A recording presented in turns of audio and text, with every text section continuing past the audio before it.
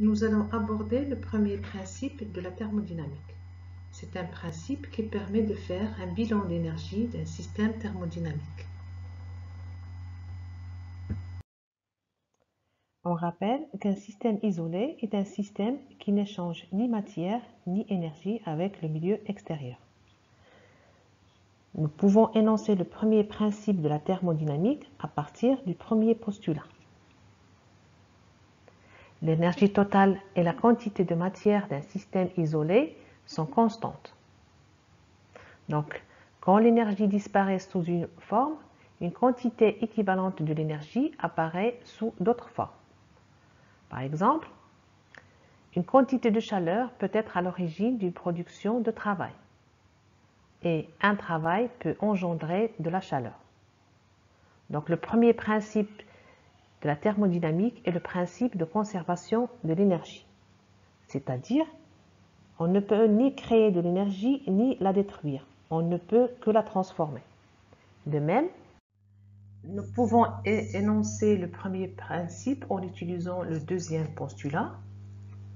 Donc, au cours d'une transformation, la variation d'énergie totale d'un système fermé est égale à la somme des quantités de chaleur et des travaux échangés.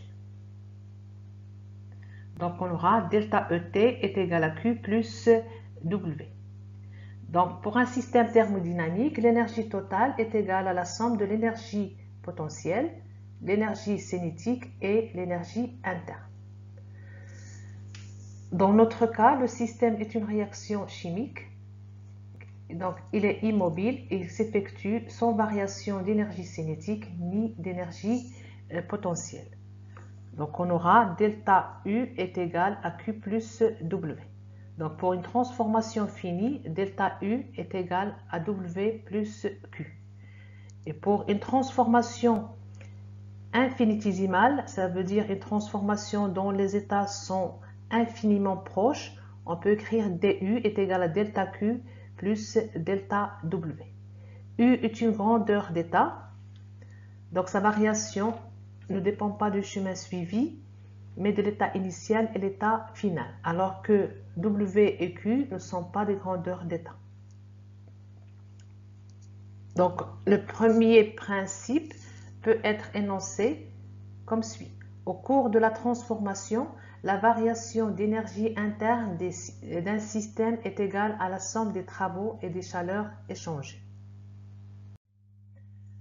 Donc, on va établir des relations entre les fonctions d'état et les quantités de chaleur à volume et à pression constante. Revenons à l'expression DU est égal à delta Q plus delta W. Delta W, c'est le travail de force de pression qui est égal à moins P dV. Donc, on aura DU est égal à delta Q moins P dV.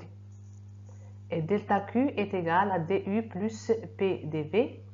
Donc, à pression constante, on peut écrire D de U plus PV. Et on va noter U plus PV est égal à H. Et H, c'est une fonction d'état appelée fonction enthalpie. Donc, pour une transformation finie, on a delta H est égal à delta U plus delta PV. Donc, l'expression des quantités de chaleur QV et QP.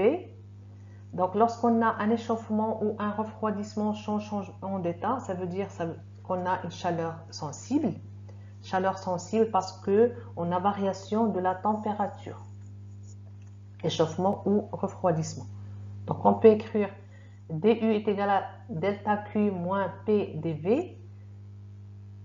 Si la transformation est isochore, ça veut dire que le volume est constant. Donc, P dV s'annule. Ce qu'on aura, c'est delta U est égal à QV qui est égal à l'intégrale de CV dt. Et à pression constante, ça veut dire qu'on a une transformation isobare. Delta H est égal à QP et on a défini auparavant H, c'est U plus PV qui est égal à N l'intégrale de CP dt. Donc CV et CP sont les capacités thermiques molaires à volume et à pression constante. Donc CV, ça veut dire le volume constant, CP, c'est pression constante.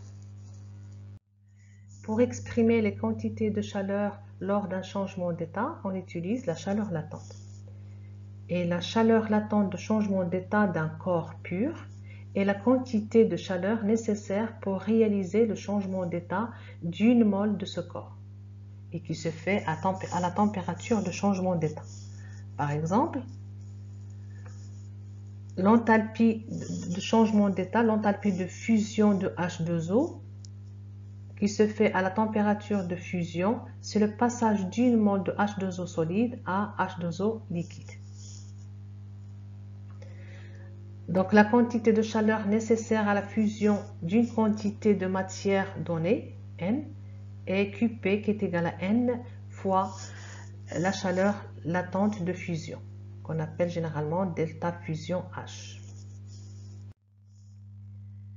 Donc on va voir un exercice d'application.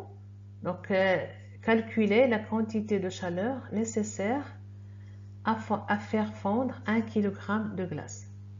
Dans les données, on a la chaleur latente de fusion de la glace à 0 degré C, delta H de fusion de H2O solide est égal à 6,34 kJ par mol. Donc ça correspond au passage d'une mole de H2O solide à H2O liquide et qui se fait à la température de fusion qui est égale à 273. Donc la quantité de chaleur nécessaire pour faire fondre 1 kg de glace est Q qui est égal à N fois delta H de fusion. Ici on a 1 kg et là l'enthalpie est exprimée en kilojoules par mol. Donc ce qu'on aura c'est Q et qui est égal à la masse de la glace sur la masse molaire de l'eau qui multiplie l'enthalpie de fusion. Donc le calcul va nous donner une valeur de 352,22 kJ. Donc ici on remarque que la quantité de chaleur est positive, ça veut dire que le système va absorber de la chaleur pour faire fondre la glace.